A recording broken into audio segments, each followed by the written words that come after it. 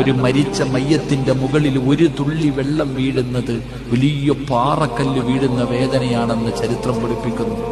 അപ്പൊ മയ്യത്ത് കുളിപ്പിക്കുമ്പോ സൂക്ഷ്മത പുലർത്തണം. അറിയാത്തവര് കുളിപ്പിക്കരുത്. ചിലരെന്തോ അല്ലാഹുവേ ജീവിച്ചിരിക്കുന്നവരെ പോലെ പല്ല് തേക്കുകയും എടുത്ത് പൊക്കുകയും വയറിനകത്ത് നെക്കുക, അങ്ങനൊന്നും ചെയ്യില്ല സഹോദര. അറിയാത്തവര് ചെയ്യരുത്. വല്ലാത്ത വേദനയാ മയ്യത്തിന്. അതുകൊണ്ടാണ് മക്കള് കുളിപ്പിക്കണം. അല്ലാഹുവേ പടച്ചവനെ, നമ്മളെ ഒരുപാട് കുളിപ്പിച്ചതല്ലേ നമ്മുടെ ഉമ്മ, നമ്മുടെ ഉപ്പ. അവരെ എടുത്തിങ്ങനെ കയ്യിൽ വെച്ചിട്ട്, തല പിടിച്ച് കയ്യിൽ വെച്ചിട്ട് കണ്ണിൽ നിന്ന് വീഴുന്ന കണ്ണുനീരിൽ വേണം അവരുടെ മുഖം കഴുകാൻ.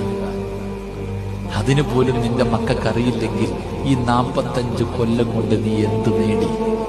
ഇവിടെ എവിടെങ്കിലും പള്ളിപ്പറമ്പിൽ കൊണ്ടുവന്ന് കുഴിച്ചിട്ടിട്ട് പോകുമ്പോ ആ ഉപ്പയുടെയും ഉമ്മയുടെയും ഖബറിന്റെ ചാരത്ത് നിന്നിട്ടൊരു യാസീൻ ഓതാൻ, ഉപ്പയുടെയും ഉമ്മയുടെയും ഖബറിന്റെ ചാരത്ത് പോയി നിന്നിട്ടൊരു യാസീൻ ഓതി